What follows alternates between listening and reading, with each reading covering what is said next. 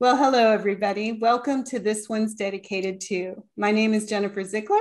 And I'm Chris Barton. We both write books for young readers, and we love talking with other authors of books for young readers about the dedications in their books. And that's what This One's Dedicated To is all about. And today we are thrilled to be joined by the brilliant, the beloved, the best-selling Kate Messner, who is here to talk about Dr. Fauci, how a boy from Brooklyn became America's doctor. Welcome, Kate. Hello, Kate.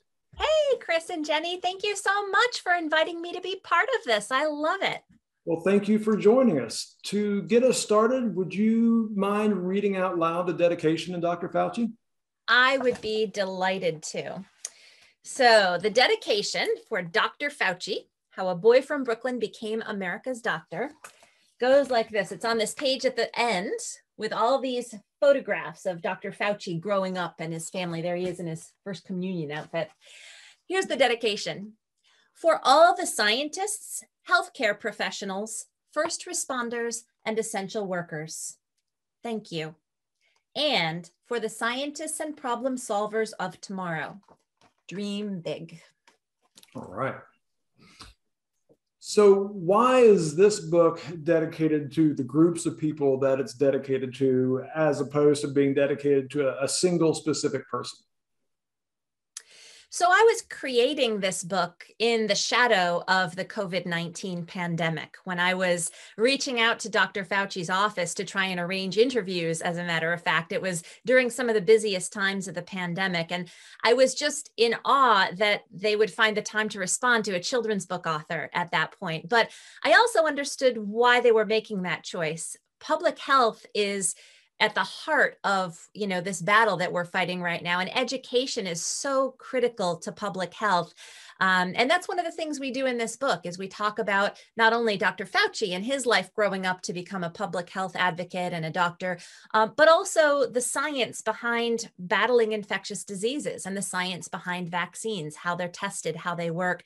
So I really think that's why they ended up making time for that. But honestly, at the time I was working on this book, we were all asking so much of our essential workers and our hospital workers, our doctors, our nurses, our public health officials, and still are really, that I felt like saying thank you was really, really important.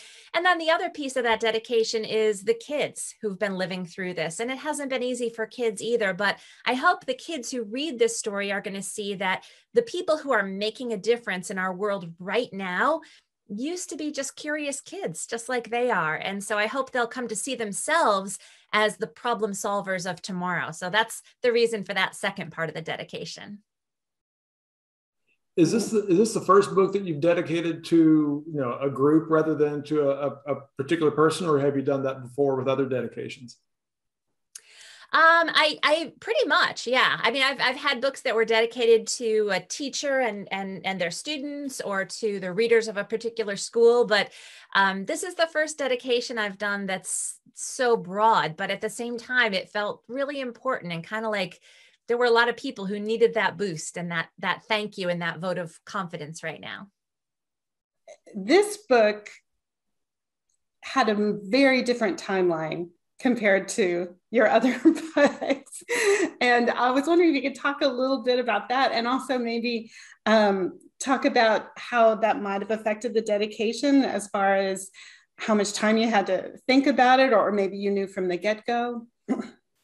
Yeah, I mean, I knew from the very beginning that this was going to be a book that kept those essential workers in mind, and also a book that was really for the kids who have lived through this pandemic. But yeah, you talk about a different sort of timeline. I mean, both of you are writers, and you know how slowly the wheels of publishing can turn sometimes.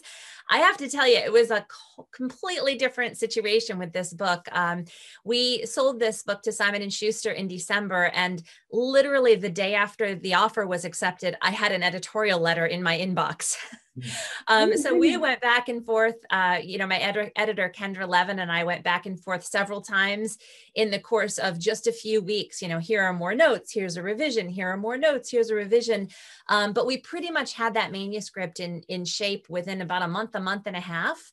And then our illustrator, who was just unbelievable, Alexandra Bye, did the art for this book. And I was in awe of how much she captured. And it's, I just want to, like the beginning, she starts off with these warm, beautiful colors talking about Dr. Fauci's childhood. And then eventually the story finds its way to his adult life and the COVID-19 pandemic. And there's this complete shift in the palette that really mirrors the mood. I just couldn't get over the work that she did, having to create all of this art on such a quick timeline. We really all wanted the book to be able to come out this summer, at a time when, kids were getting ready to go back to school, at a time when we were going to be looking at vaccines being available for younger kids pretty soon. We felt it was really important to have the story out there then, with all the back matter included. There's a lot of back matter in this book that talks about vaccines, and are they safe, and how are they tested, and how do they work, which are all questions that kids are going to have. So we wanted to make sure those got answered in a timely manner. Have you sent a copy to Dr. Fauci or shared it with him? We have. So Dr. Fauci's office was involved pretty much through the process. I interviewed Dr. Fauci a couple of times, but after that, I was communicating with his staff and his chief of staff and some other people who work just to get questions answered. I mean, the many little questions that come up when you're working on a picture book biography, you want to get things right, So I would get an email from our illustrator, Alexandra Bye, saying, okay, so what color was the highlights? What color were the accents on Dr. Fauci's high school basketball uniform? Right. So we're like, okay, let me check on that. And what color did their rivals wear? And they were great about getting those answers. So they were involved while the book was being produced, and they did get copies of the final book. We sent a box of books to the office, and all the folks who helped out with it were able to get a copy, and Dr. Fauci got copies for his family as well.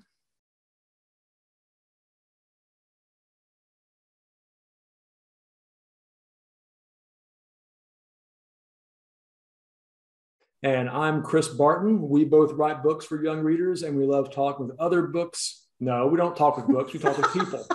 See? Editing. If only we could talk to books.